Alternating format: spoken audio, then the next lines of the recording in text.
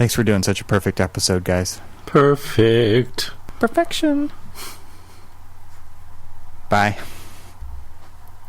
Good night. Bye. Bye. See you later. Get out of here. Go home. The show's over. Go home. Why are you still here? God, leave. Security. Neil's looking at me funny. Okay, that part's not going in the intro.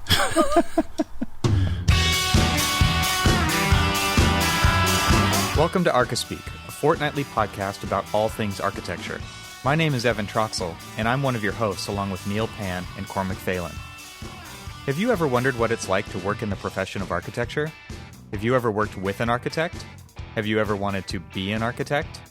Maybe you're in school and don't know what you're getting yourself into, or perhaps you know exactly what it's like because you've been working in the profession for a long time, and you know that the more things change, the more they stay the same. Or maybe, just maybe, you're planning on changing the world. Join us as we have a casual conversation about our passion, architecture. It's time for some Archispeak.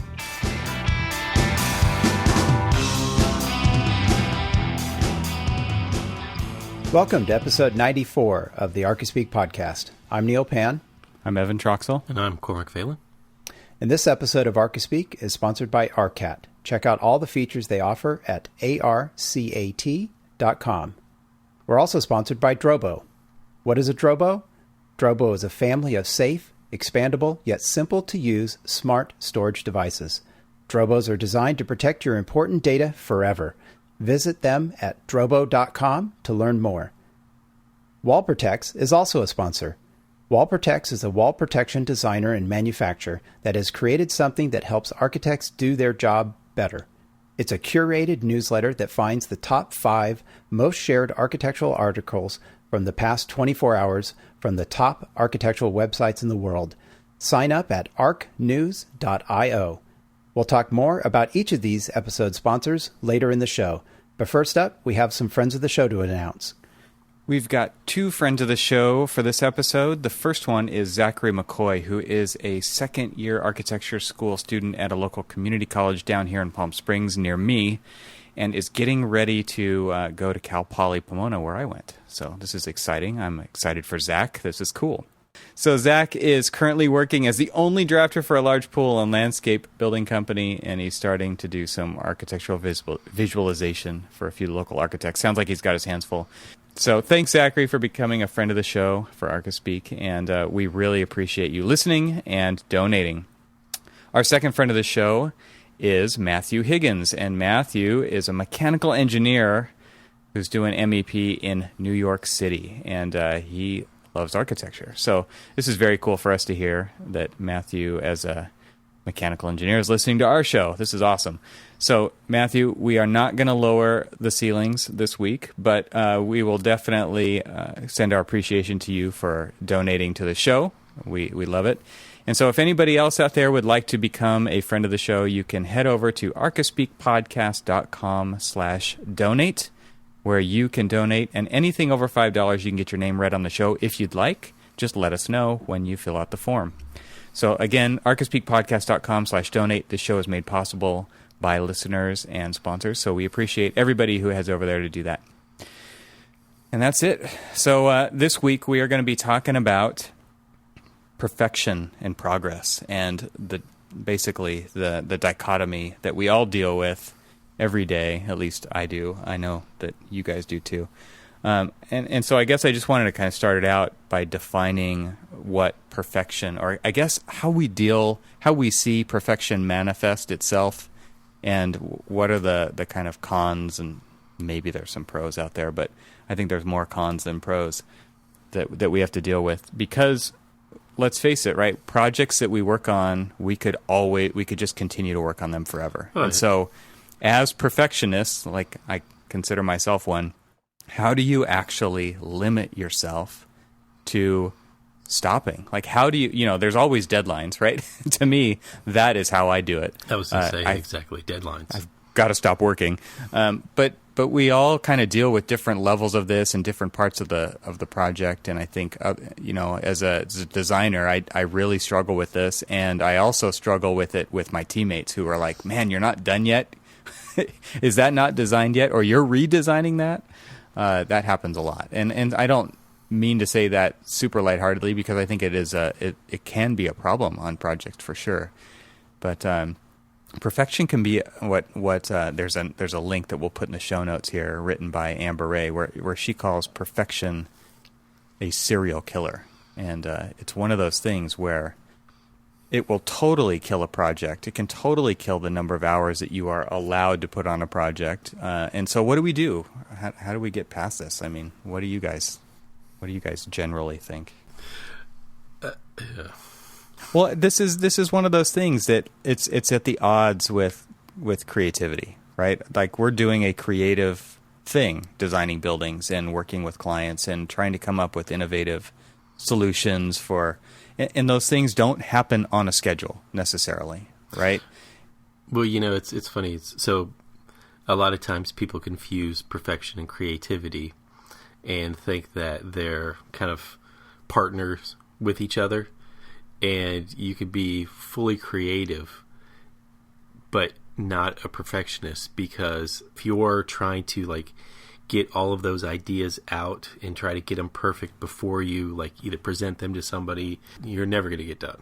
Well, first of all, there is no such thing as perfection, right? Like, we try to achieve it, but we never actually do. I don't think. I don't even know how we could say that we do. Right.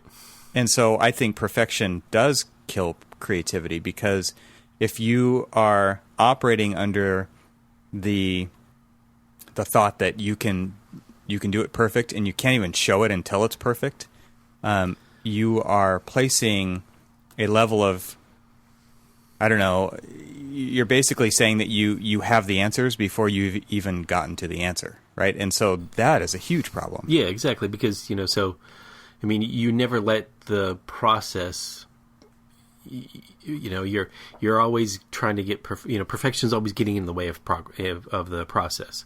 Mm-hmm. Because the process can be fluid, and if you're trying to make everything perfect before you move on to the next step, that fluidity is killed, the process is killed. It's just you're as the article says, it's a serial killer. It's you're never going to be able to sit down and talk to the client and say, okay, here, this is what we want, or have that open dialogue with them, because you're too busy trying to make it right, or know it, right? Or I that's a huge thing that I see architects struggle with in our practice is there are certain people who go into meetings knowing the answers, and again, I use air quotes around that, because they want to be perceived as having all the answers. And that comes off, I think that totally fits into this discussion, because basically you're saying that I'm certain. I know exactly the answers to the problems. And that does kill the creative process, right? Well, if you already know all the answers, what am I here to do? What is anybody here going to add to this conversation that's going to make it any better? Because if you already have all the answers, you don't need us. And so now you've killed people's opportunity to have ownership in the project. Right. Right? So it's a morale killer, at least within the company, it's a morale killer. And on the outside, externally, it's something that doesn't allow the client to have any stake in the creative process or ownership over that, or how do you invite them in to participate? They don't get to. And so again, that it is a killer in that way as well. And so creativity is the opposite side of that coin. It is about being open. It's about being okay with not knowing the answer, right? Because you don't have a process if you already know the answer. I guess that's how I'm thinking about it. Where I see perfection being a problem in the office is surrounding CAD work. And with CAD work, you can be so precise with everything, down to the 1 to 256 accuracy level. Whatever tolerance you set, right? Well, that's true, yes. Whatever tolerance you set. And it can cause such problems when you're trying to just be productive and get something done. And when you're trying to draw things so perfectly in the computer because we're zoomed in to the point where something that is only a half an inch wide looks like 6 inches wide on your computer screen. It's across the whole screen, right? Yeah, exactly. And what I try and do myself and also project to those that are working with me is that let's keep in mind how this is being printed. If we're working on a large project, yes, the scale, exactly. And this project or these elevations are going to be drawn at maybe 1/8 inch scale on a 30 by 42 sheet. Who cares how something is drawn? If it is an inch off or so, it doesn't matter because no one will be able to tell at that scale. Right. But you know as well as we do that anytime you don't draw something, quote unquote, perfectly, it just leads to problems down the road when you actually snap a dimension to that thing and you've got the tolerance set at a very high or a very small number. This becomes a huge problem later on, right? True. But this didn't happen. This didn't happen in the hand drawing days, that's for sure. And so again, I don't mean to bring it back to the way we used to do it, but thickness of the lead and how hard you push on the paper could mean the difference between that half inch and not. And then you just wrote in the dimension that it's supposed to be. And then we left a certain amount of control and creativity up to the contractor to build it. Right. And not have to worry about being such control freaks over such minute tolerances. Where I'm coming from this, I should say, where I'm coming from this is that, let me use a specific example. In our office, we use SketchUp for a lot of things, as I'm sure a lot of offices do. And the people that are drawing the SketchUp do a pretty good job of making the elevations or making the model, for the most part, relatively correct. And so you can take in SketchUp and we made these snapshots basically of the elevations, the front elevations, because we had never drawn them before. And for the most part, if you took that elevation and printed it at 1/8 scale on a sheet, cleaned it up a tiny bit, right? I mean, you got to clean it up a little bit. So you spend a few hours maybe cleaning it up, and it's essentially done. And it'll look substantially completed and accurate enough that once you call out your details, they're going to go look at those details. So if a piece of trim in the SketchUp model happens to be 3 inches and the actual piece is 4 or maybe even 5, it doesn't matter because you can't read 2 inches at 1/8 scale on a 30 by 42 sheet. Yeah. That's my point. And so you can... Nor should you be, because you should be looking at the dimensions and not pulling out a ruler. Fair enough, but on the elevations, you're not scaling the width of your trim. If you're going to call out the trim, fine, you call it out. You don't dimension it. Now, when you're talking about plan work, yes, because you're snapping dimensions, and that's maybe more important to be accurate with. But in this case, those were already drawn. In the case I'm using as the example, I'm looking at mainly just the elevations, which are just the picture. If the railing detail is slightly different than, say, the model was, but it doesn't matter because you're going to have a detail that will explain it. No one is going to look at that elevation and go, that is like 3 inches here. No, they're not going to do that. They're going to go look at the detail. What does the detail say? How do we lay this out? Boom, done. Or what is the dimension on the floor plan for the deck? It's there. We have that information in other places, and yet we spend so much time redrawing all of this information. And that probably goes back to some of the solutions could be, hey, if we modeled this stuff, then we just project our elevations from the model, and a lot of this is solved. But not every office is doing that. Some offices are, and yay for them and good for them, but not every office is. And some offices, I would gather the majority of offices out there, are still doing things the old-fashioned way. You think so? I think so, yeah. Absolutely. Yeah, I think that I'm looking at drawings sitting over here on my wife's desk because she does a lot of drafting, and they're drawn by hand. And there's a lot of information in there that you can't replicate in CAD.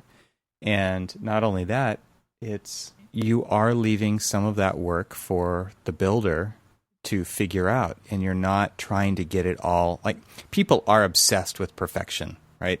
And I think that is one of these things where I'm kind of changing course a little bit here in the middle of my sentence, but I feel like that this is something that we don't talk about as a big group in our offices. We don't ever say, here's how perfect we're going to be. Now, some people might do that on a project level. At least in an office that I work in, it's very different project to project. There's different people working on it with different skills and slightly different software here and there.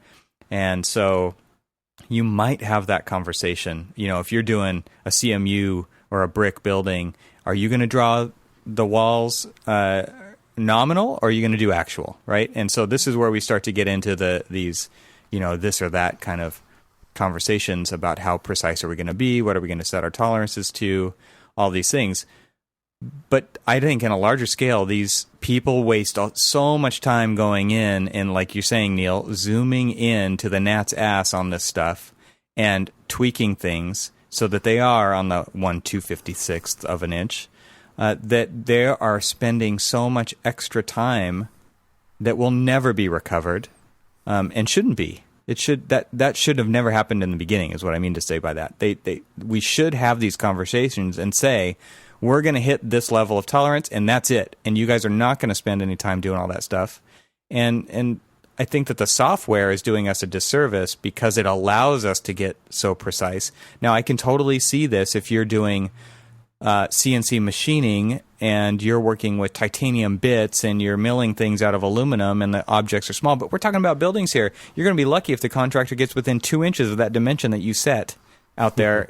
And so why are we killing ourselves over this precision and this perfectionism? And I guess we're kind of honing in on very small sliver of what we do and where this perfection conversation could go. But I think it's something that we all kind of see on a day-to-day basis. Well, and we also know that regardless of how precise and how, air quotes here, perfect, they're not going to look at the drawings anyway. One, they're not going to look at the drawings, you know, and a lot of times your contract documents are not just your drawings, they're also your specs.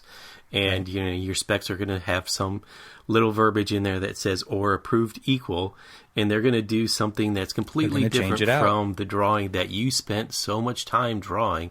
So you almost have to say, well, what's the point of doing any of that? Because, you know, you're drawing too much. Right. Yeah. And that, again, ripples down throughout the entire project. And you change a little thing here, then you've got to go coordinate it over there, and then you've got to send it to your consultants, and you're coordinating all this stuff that's just going to get swapped out at a substitution during construction. It totally happens all the time. So, you know, that's actually a good point to jump in with our first sponsor break here. So we're all pretty busy and sometimes feel like we could use another hand to help us out. Would you like somebody to draw CAD details for you, create BIM objects, or write specifications for you? How would you like that all to be done for free? ARCAT is your answer. ARCAT has already done all of this work for you. Search the ARCAT libraries for CAD, BIM, specifications, catalogs, videos, and more. All this content is created for free of charge. No registration is required. Stop registering on sites for content. Just come to ARCAT and find what you need. ARCAT has created a website devoted to you, the building professional. To find building product information fast and hassle-free, check out ARCAT today at arcat.com. Don't forget to provide feedback on their site. There's a button on the right side of every page. Have a suggestion to make ARCAT better? Click the feedback button and let them know, and tell them that Archispeak sent you. Thanks, ARCAT, for sponsoring this episode of Archispeak. So one thing that I've noticed, maybe you guys have dealt with this before, but perfection starting a project makes it hard to start a project, right? Because you don't know everything. And so how can you start if you don't know everything first? Because a lot of us are worried about perception, what other people think, right? So there's a lot of awesome projects out there that have never been started because it's not ready for the world, right? It's not perfect. And then there's the other side of that, which is how many times have you not finished a project because it wasn't perfect. It just died, right? I've struggled with both of these things before, where it's just they fall off my map, and because I didn't get it to a point where I wanted, and I felt like it didn't hit my high quality standards. There's a lot of really interesting things that people have attempted to do that have never seen the light of day or never even been started because they weren't perfect. Well, today was a good example, working on a pedestrian bridge design, and had a kind of a first round review with the client. And overall, it went well, but they wanted to take a look at the bridge piers. They thought they were a little bit heavy, and I tend to agree with them. And so as I've been working over the past couple of days trying to come up with some different ideas and stuff, I've started and stopped. And so one of the senior designers in the office, and then other members of the project team, we were all gathered around my desk. And I was going through and I was kind of showing them iterations and stuff. And, one of them commented like, Jesus, how many windows do you have open? Because I had tons of different SketchUp windows and CAD and even Revit and stuff. And I had all these different tools that I've been using to try to design and kind of address some of these just design ideas for the piers. And they were like, and I was just, because I kept starting and stopping because it wasn't perfect. It wasn't what I was thinking. The idea seemed great in my head, but then when I started to realize it 3D and vertically and horizontally and everything else, I was just, oh, that's not right. No, can't. I don't want to show that. And then, but they kept saying, he's like, no, go ahead and show it to me. And what was funny is that, so we started talking about kind of a couple of the unrealized, less than perfect ideas. And that's where we're heading now, because there was something in there that, because I didn't want to show it to him because I didn't think it was good enough or perfect enough or ready to really kind of hit the, send button, that, I wasn't going to show it to him. But because everybody was kind of gathered around my desk and they're like, well, didn't I kind of see you working on something else, let me see that one. I'm like, oh no, it's not ready. No. no, it's not ready. Well, your insecurities are all wrapped up in that, right? Exactly. So, yeah. But so then I pulled it up and we, started talking about it. And then it was even funnier is that I grabbed a couple of Sharpies and used them as kind of like my little, okay, so you've got two wide flanges here, and then you've got another one here, and we're going to cant these outward like this, and then we're going to do these this way. That idea, or that perfect plan that I was working on that I didn't think was right, it was funny that I worked it out through just holding up 3 markers. Yeah. It was kind of cool. That's awesome. I think that what you're talking about is truly one of the most necessary components of the process that we've been talking about, which is you have to fail to get to a good idea, right? You don't just have a good idea and then make it better and better and better and better. Like, a lot of those in-between steps actually have to be failures, because those help us understand the constraints. And it's interesting because there's a quote, I don't know who said it, and I'll probably butcher it, but it's everything that we consider conventional was once considered unconventional. Yeah. Right? There's unconventional thinking. And basically, and this is something that I've heard Bjarke Ingels talk about too, where, you look at the designs and the ideas and that they come up with their buildings, and if you take the one where it's like a ski slope on top of a dump, right? It's like, that is an absurd idea. And they're perfectly okay with that, because if you don't have an environment where people are allowed to have absurd ideas, you will never have breakthrough innovation ideas like that happen. And he said that. He said, if we didn't have a place where it was okay for somebody to blurt out a completely stupid, idiotic, who would ever do that idea, wait a second, you know what? You're onto something. That might actually work. It's so crazy, it might actually work. And you can't have that happen if everybody is wrapped up in being perfect all the time, right? That is not you. In order for the creative process to work, perfection cannot be a constraint that you have to work within. And so you're talking about the same exact thing with your bridge design. I mean, you had all these ideas. They informed other ideas. They even were forced out of you. Your friend said, show me. And that led to conversations that led to a solution with you holding up 3 markers. Oh, it's so simple. It's just this. Yeah. Right? But that couldn't have happened if you didn't do all that other work. And that creative process, that, they call it walking the coastline. I've heard it. I've heard this metaphor used before, where it's like, if you're looking at Google Earth and you're zoomed way out and you try to trace a line from San Francisco down to LA, it looks pretty simple. Yeah, I could walk that in a couple days probably. And it's not until you zoom in, and you actually look at the path you have to walk, and it zigs and zags all over the place, right? And it's going to take days, and you're going to get blisters, and you're going to run out of food, and you're going to run out of water, and all these kind of things happen along the way. And pretty soon it's not 1 or 2 days, it's 40 days to do this walk. I mean, that's really what creativity is like.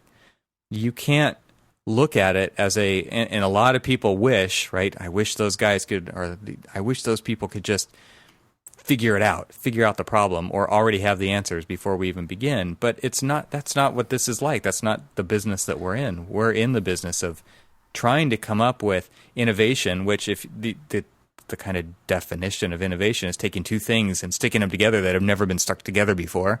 Right. Right. How does that happen? It doesn't happen preconceived. It doesn't happen in one thought. It doesn't go straight from A to B. It's all this other crazy zigzagging path in between that we actually finally get to that answer. And at the end, it looks obvious. Right? It's like, well, no crap, that's the answer because of all these things. Well, that's awesome. I love that part of it. It's really interesting. But it's the zigs and the zags that people are forgetting are part of the process, and a necessary part of the process. We've gotten to a point where we create too quickly, and then people start settling in on those ideas because they want to see this photorealistic rendering of what your idea is, and then always use that as kind of like the measuring tool of the progress. It's like, well, but you showed me this early on, and I want this because this is exactly what I want. And we start to get ourselves kind of settled into this perfection too early. Yeah. And yep. making those decisions. So we make these decisions based off of kind of just this real quick snapshot of what our thoughts are, and then we want I don't really know honestly why we do this to ourselves, but we get ourselves in a position where we give the clients something too early. Mm-hmm. And we assume well, we don't assume, but they assume that this is what it is. This is the final decision. This is the idea. This is the notion. And just kind of like push it through. And then we get stuck. And then we try to continuously work at one idea. Because it wasn't right, it's even harder. Exactly. Yeah. Yeah. I think you're right. And this is also another trap of technology, I think, a lot of times is showing too much too soon. And like I've said on previous podcasts, like there's a lot of times where I will be thinking 5 steps ahead of where I'm actually showing the client what I'm working on, because I don't want them to get hung up on a small detail that might be they hate the color red or whatever. Right. So I'll strip all the color off the model and I'll show it to them. But again, just back to that technology thing, I think a lot of times what happens in the way that technology allows us to get to a level of refinement quickly, it looks done to a layman. Right, exactly. It's like you'd be better off walking in with a pile of Legos and building it in front of them and saying, I'm kind of thinking something like this, and then they will know that is not the final answer because it's just freaking Legos, right? So we think of using 3D as our digital Legos, but to them it looks done. Oh my gosh, there's glass, there's handrails, there's stair treads, there's risers, there's this and that, and they're like, man, the building's done. What's the hang up? This is what I want. I want to see this level of progress every time we meet. Yeah, it's like, why is it taking so long for you to get this done? You just showed me that SketchUp model that was a finished bridge, right? So why aren't you done? It's been done for a while now, right? Yeah. You're just like, whoa, time out now. Concepts. It's a process, people. It's a process. Yeah, right? but Neil, that's the problem is that we're showing them what appears to be finished concepts because they look finished, because of the the way that we're presenting them. And it's almost, and as much as I love being able to say, oh, look at the sophistication of our delivery method, and you can really see, because really before I got the bridge in front of them as a SketchUp model, I'm drawing everything in 2D form, and they really can't see it because this is a undulating bridge, and it's not just this straight little run. It's got an elbow. It's got all sorts of crazy things going on, and it truly is a 3D form that they could see, and they're like, "Oh, now I get what you're saying." And so I needed to do that, but unfortunately, now they think it's done. No. Yeah. But isn't it also the software tool? The tools give us the ability, I should say, to make it look like it's not perfect. I think the default SketchUp model that I see all the time, it looks done. There it is. It's perfect. It's done. Go build it, right? But I think it's up to us to try and modify that presentation to make it look like it's, use the wiggly line mode or whatever, strip like. I think the idea of getting rid of the color and the materials. Do we still have that squiggle machine? Well, this is why I like to have a live model and actually start to move pieces around, right, and start to tear pieces away or delete them and draw new ones. It's just like having a analog model back when we were in school and we had chipboard models, and we would rip a wall off and we'd grab a piece of paper and fold it and hold it in place real quick and say, what about, it was called, a study model. I got to tell you guys this and real quick. So we had our office or our studio meeting, and one of the lead designers in the studio was showing us some of the more recent presentation materials that they've been going after our projects with. And I can't remember the exact acronym that he made or hyphenated word, but basically it was a sketch model. And what he did was he built like a small topo with the site and everything else in it. So, and then laid a piece of acetate over the top of that, and then had little masses for the buildings and stuff, solid masses for the actual existing buildings, and then kind of just small little, basically program shapes for the actual building itself. And you could draw on it. You could take all these little pieces and you could stack them up and change them, and take buildings that are proposed but aren't maybe part of the program and move them around and stuff. And it was a great concept because you can kind of tangibly see the site that you already know of, but then, you get your hands in there and you can draw over it. You can move everything around and stuff. And it was a fantastic little concept that I thought was far more interactive for the client to really kind of feel like they're a part of it by being able to get in there and roll their sleeves up and just kind of push it around just like we do. Mm-hmm. So I thought it was something that I just wanted to share because I know it's actually it's like what you were saying, is that's why you like to build the models and stuff so people can really kind of see it and get in there and stuff. And it's a non-committal way to really have them spatially understand what's going on, but still be very fluid enough. And it's even in a model form, it's just a sketch. Well, let's take a break for a moment and talk about where all of this model data is going to be stored, right? Let's talk about Drobo. Drobo is a family of safe, expandable, yet simple to use smart storage devices. Drobos are designed to protect your important data, like all these models, right? Even in the event of a hard drive crash. There are only two people in this world, those that have experienced a hard drive failure and those that will. If you're a Mac user, you have the option of using Apple's built-in backup software Time Machine, but it's not cross-platform, and if the drive fails, you've lost your backup. Drobos can hold 4, 5, or more drives, so if one drive fails, you simply replace it with another drive. You can even replace it with a larger capacity drive, and the Drobo software intelligently repopulates your data across all of the drives so your data is protected. Instead of daisy chaining more and more drives to your computer as your storage needs expand, simply add larger drives to your Drobo. For a small architectural office, it's the perfect file storage server, and even also for a larger one too, which is simple to set up and easy to maintain and expand. I also want to tell you about a new feature that Drobo recently introduced that is called My Drobo.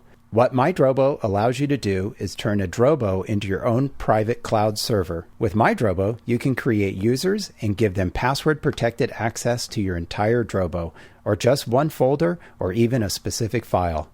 I've tried this myself with some colleagues to share some documents that were far too large to email. Using the Drobo dashboard software, I created a username and password, shared the file, and emailed the link to them. All they had to do was simply log in and download the file. Simple. Not only have I shared files, but I've also used the My Drobo feature to remotely access my drive while out of the office. The beauty of this is that I maintain control over who has access to my data, and it's not someone else's server out there on the internet. Simple and safe. There's so much more to learn about having a Drobo. Check out their website at drobo.com, and if you decide to buy, then use our special Archispeak podcast offer code of ARC100. That's ARCH 100 to receive 10% off your purchase of a Drobo. Find the Drobo that's right for you at drobo.com, and thanks to Drobo for sponsoring this episode of Archispeak. So have you guys ever heard of, I heard this term a while back. I think it has more to do with software development, but I think it could apply to what we're talking about, which is if you're not embarrassed by version 1, you have shipped too late. Yes. In fact, they even used that recently on Silicon Valley. Oh, well, I haven't seen that yet. I heard that's good. It's great. It's great. And they basically were. And what's interesting is that this particular TV show, they're focused on this particular software and some cutting edge compression software that they don't want to ship because they don't think it's right. Mm-hmm. And all these other people are racing to basically get the same software out, or a version of the software. It may not be as good, but they're out on the street, and this one company who started it and are trying to perfect it, are trying to basically get to the point where they feel comfortable with it being perfect, but they've lost already. Yeah. You know? They don't get the users. Exactly. I struggle with this because, again, I guess I'm a perfectionist. I don't know. I'm losing that over the years compared to some other people that I know. But it's one of those things where I have a high standard and I don't want to put it out there. And I think this goes even to design and working on projects. The first idea is like what I'm trying to get to the point of is that doesn't matter for me, because the whole idea behind this, putting stuff out and being embarrassed about it, is that you're putting it out there. You're not saying it's done. You're saying, here's my work in progress. Tell me what you think and give me feedback quickly so that I can incorporate that and into it and make it better. I think it's the fear of failure, or the fear of assuming that we failed. Perceptive, being perceived as failure. Well, I think there's also a perception of what I'm doing is not very good. And I think your analogy to if you're not embarrassed by your 1.0 product or software, then you're not doing it right. I think that also follows into a lot of other things that we do, right? Some of which includes like blogging, or creating a book, or sketching, or doing doodles and sketches and putting them out there for people to see, right? Yeah. And that was a way to get over this fear of I would never put anything out, and because I'd never felt it was good enough. And that was a way to force myself, kind of like Evan, you're talking about in the old age, it was a way to force myself to get over the fear of failure because it wasn't perfect. And Cormac, how many people wrote to you and said, oh, your drawings are crap? No, I don't know, but I'm going to guess nobody. Everybody loved them, right? So just do it. Put it out there. Yeah, quantity over quality at that point, right? Because you want to make sure that you are putting in the time so that you can actually get good at something. I mean, if you want to get good at sketching, what do you have to do? Sketch. You have to sketch. If you want to get good at taking photographs, what do you have to do? You have to shoot thousands of photos. I mean, I see this every time I go to the rock climbing gym. Like, yeah, I wish I could climb that really difficult climb over there, but I freaking can't. Right? So what am I going to do? I'm going to climb as much as I can and get incrementally better. But I still struggle with this. Well, it's the same, and we say it a lot when we talk about this, these kind of things with being parents and how we kind of we don't seem to take our own advice. We give our children advice all the time. Oh, you're right. Because I tell my 6'13" who just went to the doctors the other day, and he's now officially a 6-footer. And this is a tall kid, and he loves to play basketball, but he doesn't seem to want to get any better at it. But he wants to, say, I'm a basketball player. It's like, till you get out there and you shoot and you shoot and you shoot, you're never going to get any better. Well, that's the same thing as our design process. I don't know if you guys had this. I had this professor, and he was just like, if you aren't going through at least 1 or 2 rolls of trace paper for this project, then you have not exhausted every possible option. Even if they're all failures, at least you've looked at it. At least you've tried. At least you know. And you know. You know what doesn't work just as much as you know what does work. And you know what? Sometimes when you think it's a failure, like what I thought were a failure of these bridge piers, that's when they're like, oh no, this is great. We should develop that idea a little bit more, and let's really kind of see what we can do with that. I'm like, oh, yeah, well, maybe it wasn't as bad as I thought it was. But it wasn't until somebody forced me to actually put it out there for me to give it another chance.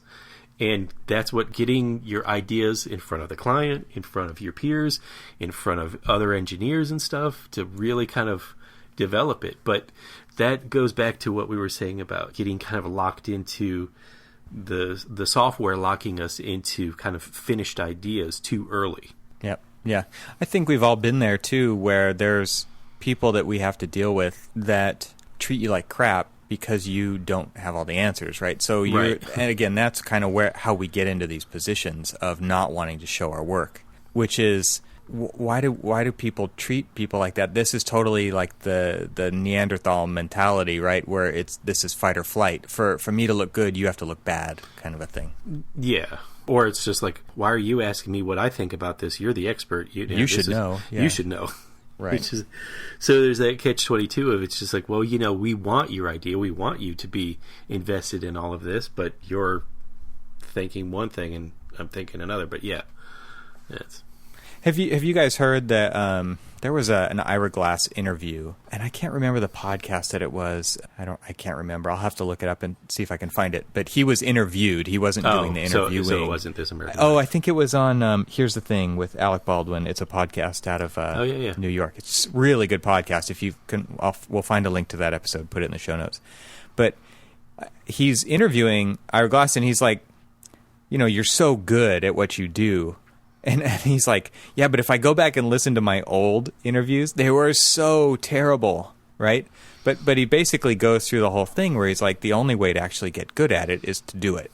And being okay with not being any good at it and still putting it out there so that you can always have this bar of which to judge yourself and say, I'm going to do better next time, right? I'm going to do better next time. And that's how our projects are, right? Every time we do another project, we want to do it better than last time. Shit, that's how our podcast is. Yeah, if we wanted exactly. If we wanted perfection, we would never put one out. Oh my God, yeah. People say, I'm starting at episode 1, and what do we say? Don't. I'm sorry. I'm sorry, yeah. Exactly. We apologize to them. Like, we apologize. Yeah, that's exactly right. But then how would we ever have gotten to the point where we are now, which is super close to perfect, right? But no, it's just one of those things where we've learned so much. And how do we do that? By showing up. Right. And doing the work. And that's the only way to get there. And so this whole perfectionism killer that we all deal with is because, there's a lot of excuses out there, right? We come home from work, we want to sit in front of the TV, or we want to pop open a beer and we want to relax, and we don't want to work on progressing to the next level. Like, we record this podcast at night. Cormac records this podcast in the early morning hours. In the early AMs. But how do we actually, we have to show up and do it. There's no other time to do it, so we do it. And to me, like, this is how you stick through it, and this is how you do get better at doing things, and it opens up opportunities, and it makes you better at something. And if I didn't have opportunities like this to get better at things, I feel like I would just die on the vine. And I know there are people who are and are not wired like that, but me personally, I always want to be doing something better. And so it gives me like excitement to think where we will be, where I will be with all the different things that I'm doing in the future, just knowing that if I stick with it, I'm going to get better at it. And it's going to be, I don't know if I'll ever be 100% happy with it, but it's going to be one of those things where I want to keep progressing. Well, if you're 100% happy with it, then why would you want to keep going? Yeah, and that is the perfection, right? So yeah, progress over perfection at that point. Yes. All right, well, let's take another break here, and let's talk about our third sponsor for this show, and that is WallProtects. All right, WallProtects is a wall protection designer and manufacturer that wanted to not just tell people about their products, but create something that would help architects do their job better. How do they do that? They've helped architects save time by creating a newsletter that finds the top 5 most shared architectural articles from the past 24 hours from the top architecture websites in the world. You can sign up for the newsletter that will bring you the best architectural articles at archnews.io. That's ARCH news.io. It's a daily email that curates these top articles, and to be transparent about the data, they have actually included how much each piece of content was shared and on what social network. The newsletter is free, doesn't contain any ads. You can sign up today at archnews.io. That's ARCHNEWS.io. And thanks to WallProtects for sponsoring this episode of Archispeak.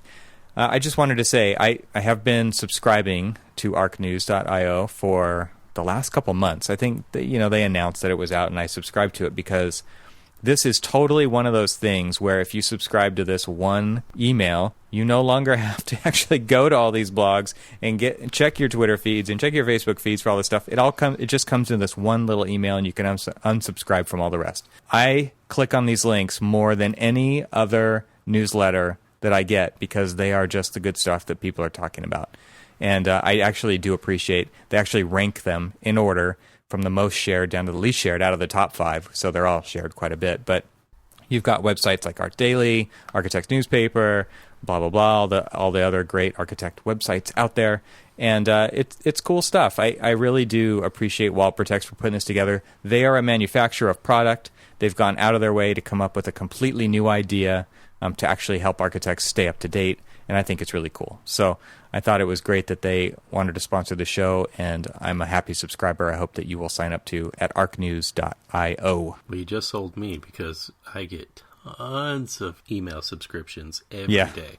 Yeah. And yeah, you're right. It is really hard to kind of surf through all of those. So yeah, normally you just delete, right? But this is one that I actually read through real quick, and they've often got 2 or 3 or 4 links that I actually want to click on. So it's good stuff. Highly recommended. So I was asked to be a part of in fact, we were asked to, but I guess I was the one that drew the short straw here.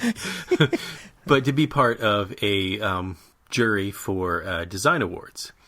And, as we're talking about perfection, it's kind of interesting to see how other people view projects through this process. It was kind of interesting because here we had 2 extraordinarily good designers.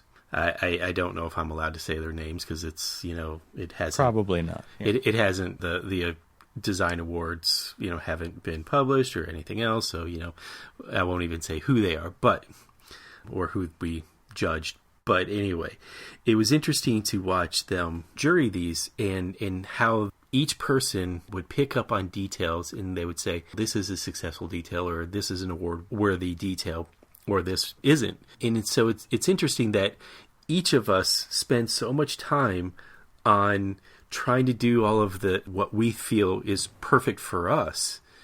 And so if we're designing for us, that's fine. But since we're really technically designing for the rest of the world to experience and see, they're going to see it in a completely different way. So, sometimes we may not really want to spend so much time trying to pour all of our spirit into this one little detail when somebody else may just kind of shit all over it. Yeah. I mean, so sometimes you need to step back and think about who the audience is, and is perfection really worth spending so much time, or is it more about the process? Yeah, let's put a link to that James Victoria video in there. He says, congratulations. You spent all kinds of extra time working on that little itty bitty detail that no one gives a crap about, right? Exactly. Yeah. Yeah. I this is something I totally struggle with as well, because I'm writing this book, and the audience right now is, well, I'm doing all the editing, right? And so it's very hard to try to put yourself in somebody else's shoes to do a job like this. And that is my role as a designer. And I often find it much easier, right, when I know what the constraints are, when I'm meeting with people, when I'm involving them in the process, because I don't have to be responsible for every little decision then. And there's all kinds of benefits to that, right? But when it's your own thing, it is way harder, I find, to do it all on your own and then have to defend it potentially for things like you're talking about. Like if you're entering a competition, I've entered architectural competitions before. We've killed ourselves, working all-nighters, doing all this stuff that we should never do. And to what end? I've seen competition entries come in that what I would personally consider half-assed win. Yeah. Right? Because the idea was so much stronger that the execution didn't need to be so perfect. It's a totally weird dichotomy, but I feel like that falls right into this: ship early, right? Ship often, iterate in public, and incorporate people's feedback so that you don't have to have the perfect one, because if you wait and wait and wait until it's perfect, everybody's going to pass you by. Right. But what was interesting about it is just kind of just see where. So, you put yourself. This was my first time on a jury like this. I've been on student juries and things like that, and you're trying to. I don't know if we necessarily try to be a little bit overly hard on students and stuff, but we're trying to make sure that they're ready for what we went. We're not trying to say, aha, it's our turn to make you suffer like I suffered. No, it's more of, aha, I know what you're wanting to do with the rest of your life because I'm doing it, and I want to make sure you're ready for it. In this particular case, it's a purely subjective thing. It's purely it's fashion. It's not really how one person feels, and it does have a sense of competency and all of this other stuff. But it was interesting to see where every one of us, as designers and architects and everybody else, we sit back and we're like, yeah, this is it. This is the best I can do, and I feel really good about this. And then when you put yourself out there, I think that's why we kind of struggle with, well, I don't really want to show it to you because I don't think it's perfect yet. Because then when we feel like it's perfect, people are like, ugh, what the hell were you thinking? Yeah, I find the whole architecture thing really interesting in that, I obviously feel very fortunate to do what I get to do. I love what I do. I don't believe I actually get to do it. I can't believe they actually build things that I design. Exactly. But what's super interesting to me about this whole thing is if somebody else designed the project, it would be nothing like what actually got built. Yeah. That what I did, right? So what's super interesting about the creative process is there is no such thing as a right answer, right? Because there are so many right answers when it comes to how people think and how it gets executed and who's on the team. All of these things lead to a particular outcome that is not even, it could be considered the right outcome, but it's one of many right outcomes at that point. And I think that's super interesting about architecture in that so many people experience it and so many people would have done things differently, right? Well, no shit, right? It's because that's you and you're not me. And so I find that really interesting about architecture and how many people get to experience it and how many people actually have opinions about it that didn't do the project, that would have done it differently, but they didn't get to. And so to me, that's just a really weird, big thing to think about. It's just one of those abstract thoughts that I think about all the time when I'm sitting there drawing a line and it just dawns on me like somebody else would be drawing this the opposite direction or a completely different way, or they would take you through the experience in a different way, or they would work with the client differently, or they would work with their team differently. Right. There's so many variables in there Or it's just like, oh, well, how is this person going to see this line? Or is this line going to capture the light the way that I want it to be? And then you just think to yourself, it's just like, so you're designing more to kind of satisfy your own ego, I guess, in a way. And if it's good for you, then you're like, okay, I'm good. Right. Because everybody else will look at it differently. There will be no way for you to ever please anybody else. And there are people, to bring it all back to the beginning, there are designers that I know who feel like there is always a better answer right around the corner. Oh, yeah. And it sucks to be that person, I think. It sucks because you're never done. You're always stressed out. You carry that burden on your shoulders that it's never good enough. And that's a really hard thing to live. So through. Evan, what's your advice for everyone out there listening to this? How do we get past this? Constraints and deadlines. All right. And to me, this is a great little piece of advice that I stole from somewhere. Give yourself a certain amount of time and put a number out there of how many iterations you're going to come up with. Cormac was saying you could go through hundreds of iterations and they all inform the final answer, but just give yourself a number like 8, right?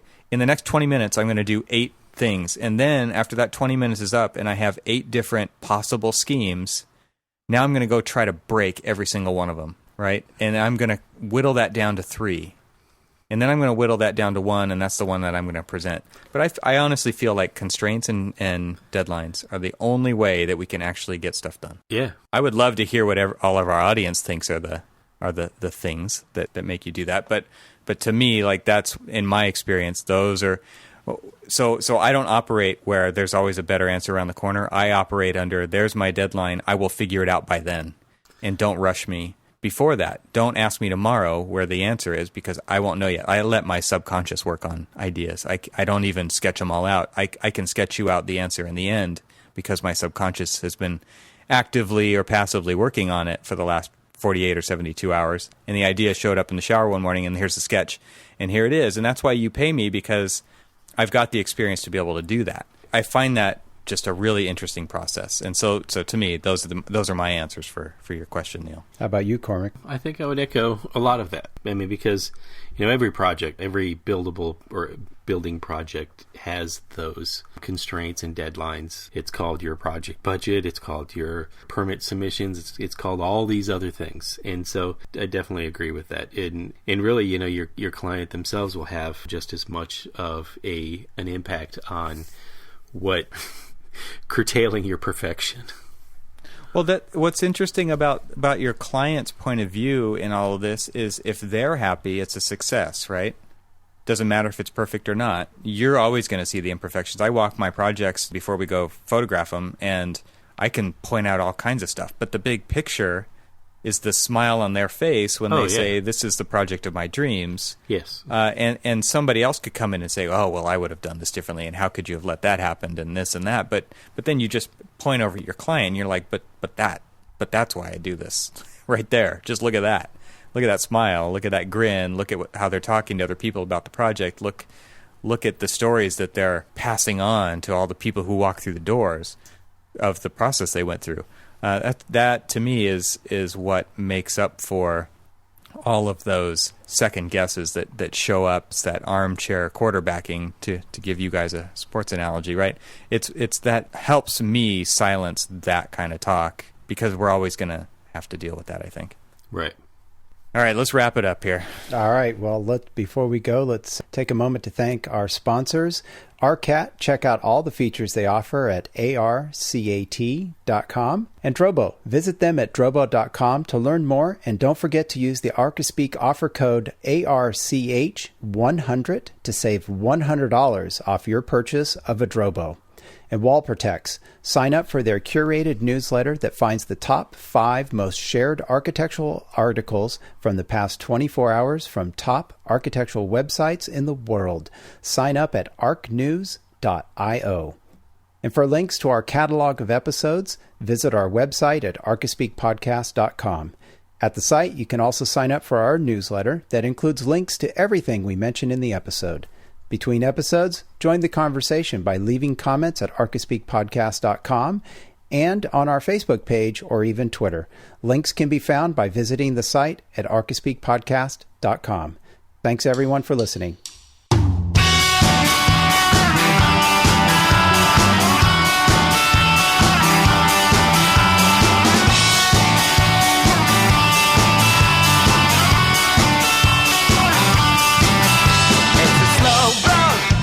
You have to walk it, you can start now, or you can hang your head in despair. It's the only road will take you there. They may tell you that you'll never recover, baby. I've learned one thing or another about you. It's the only road to get you there. And if they don't know how to treat a lady, maybe you can teach them how to act. They could use a little bit of discipline and a hand on the backside, baby. Let's pretend we're doing karate, and while we're at it, happy opposite day. Some like to hug, some leave a bruise, some need to know I'm ready for you.